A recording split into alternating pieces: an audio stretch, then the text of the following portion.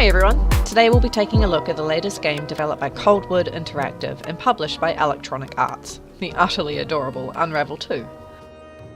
Now, I had never played the original game Unravel, so I didn't really know what to expect with this. What I found was, in a word, delightful, and I was immediately hooked into the story despite having no previous knowledge of the universe.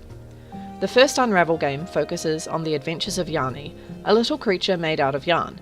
In the sequel, Yanni is joined by a friend, and the entire game is based around the cooperation between them. This makes Unravel 2 incredibly suited to playing co-op with your own friends or family, but even if you're playing alone, you'll find that progression of the game hinges on your ability to have the two Yannis work together to overcome the many obstacles that they face.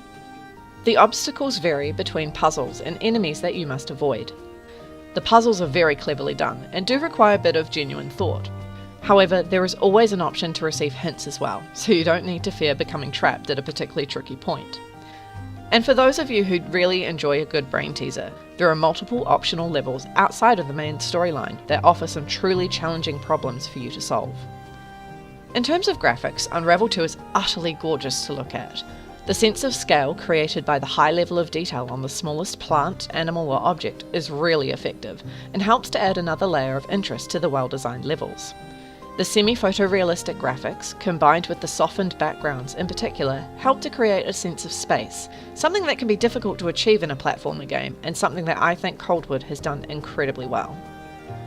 The music in Unravel 2 is beautiful, and if you're like me and listen to gaming soundtracks when you're trying to study, however successfully or unsuccessfully, then this is definitely a soundtrack you should look out for.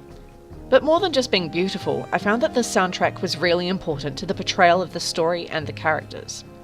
Because there are no verbal conversations in this game, music and sound are key in portraying how the little Yannis are feeling, whether that's the fear of being chased by a turkey, or the joy in swinging wildly down a river. The music is emotive, and in turn encourages emotion in the player. And speaking of the joy of swinging wildly, I have to touch on movement in this game, because it really is an utter joy. The controls are tight and intuitive, and as you progress through the game there are plenty of opportunities to really have some fun, swinging from branch to branch and flipping from one wall to another. In a way, the yarn lasso tool that you use to swing around reminds me of another platformer, Trine.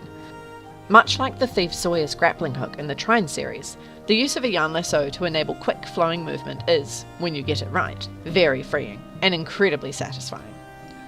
All in all, Unravel 2 is a brilliant little game that invites the player to go on a journey driven by friendship and hope, two things that I think the gaming world, and indeed the real world, could always use more of.